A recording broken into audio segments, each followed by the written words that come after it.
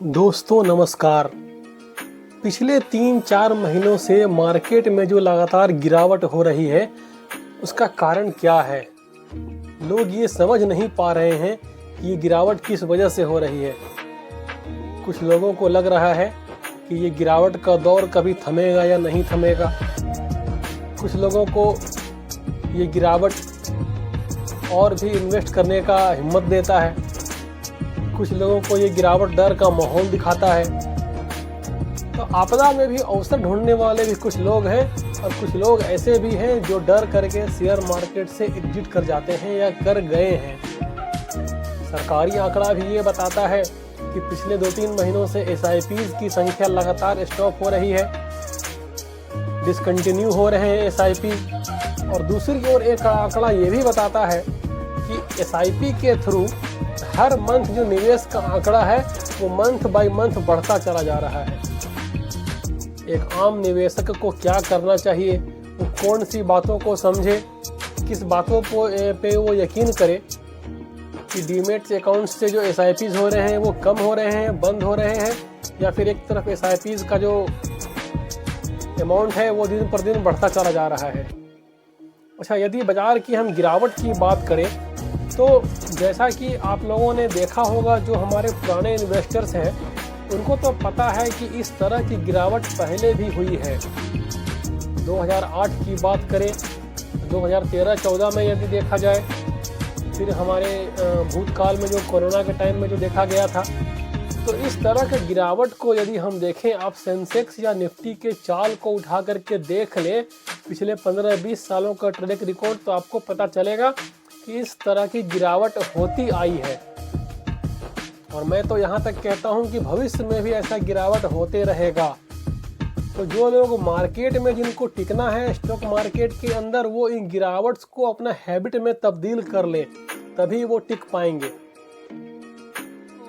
तो जो लोग 2020 के बाद से खास करके मार्केट में आए हैं, सबसे अधिक डर उन लोगों को ही लग रहा है, क्योंकि उन लोगों ने मार्केट में कभी इतनी बड़ी गिरावट को देखा नहीं है। स्टॉक मार्केट की यदि हम बात करें तो कोविड के बाद से आप निफ्टी और सेंसेक्स का रिकॉर्ड को देखें तो लगातार वो दौड़े हैं, सरपट दौड़ा है निफ्टी और सेंसेक्स दोनों।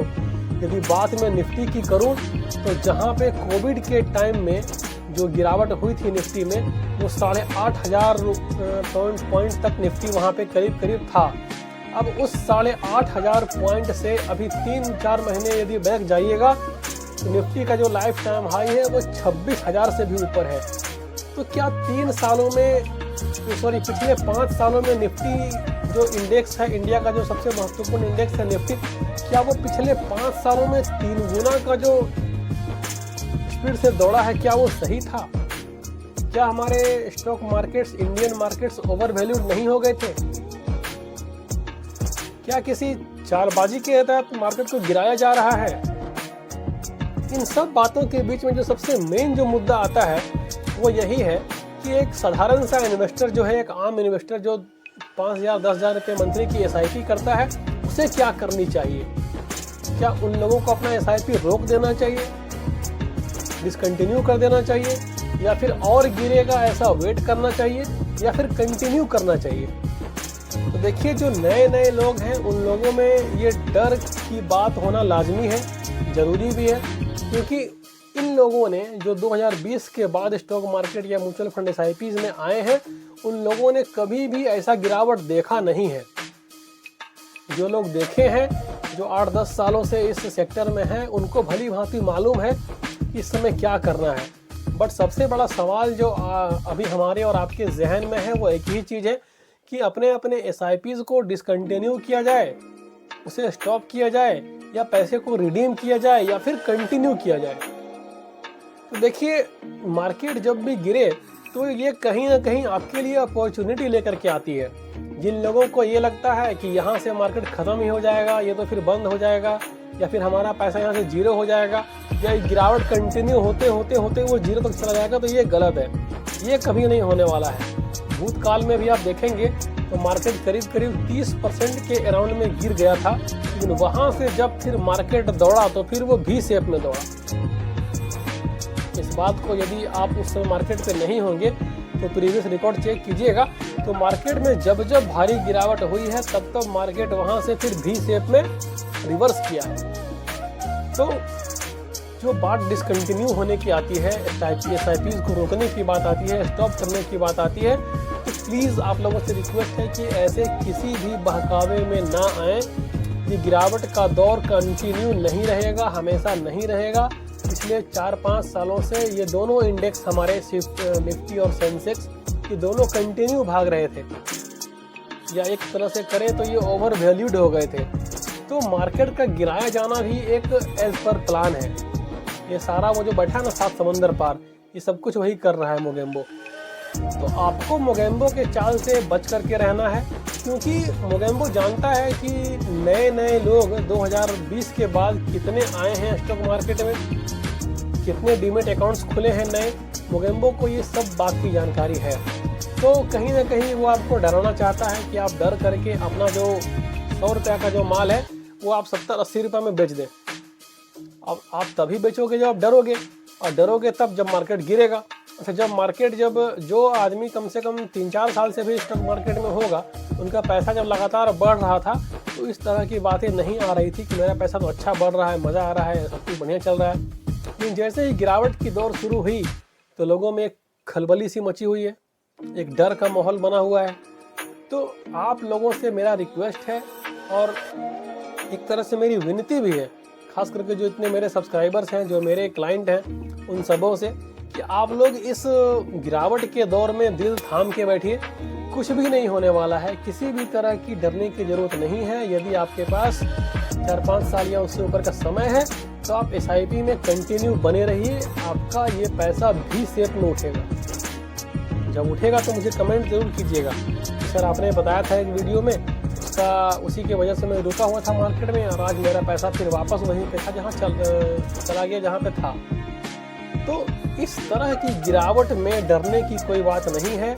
अब बहुत ही जल्द ही अमेरिका के नए जो राष्ट्रपति हैं डोनाल्ड ट्रंप, वो भी अपने सीट पे बैठने वाले हैं। इसके बाद से अनुमानित है कि मार्केट फिर यहाँ से संभल जाएगा।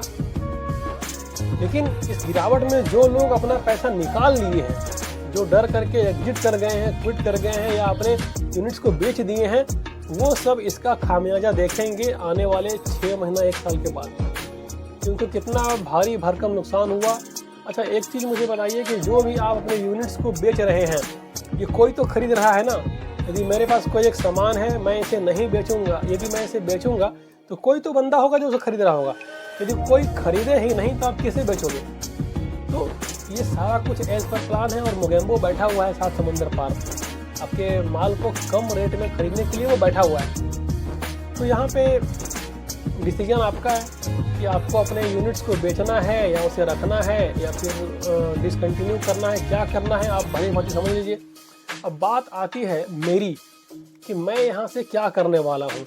देखिए, मेरा जो SIP चल रहा है वो तो मैं कंटिन्यू करूँगा।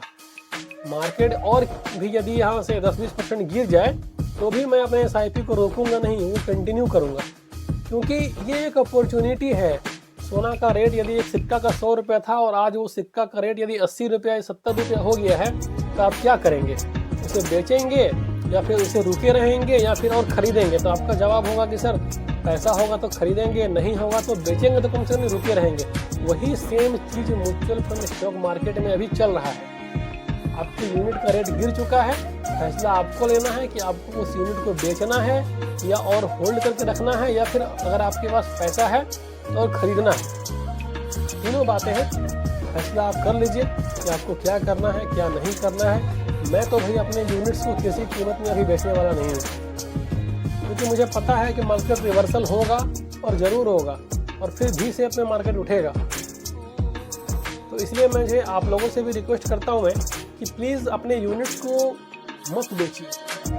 महंगे यूनिट्स तो 20% रेट गिर चुके हैं स्मॉल कैप मिड कैप में, उन यूनिट्स को मत बेचिए, इसे रखे रहिए।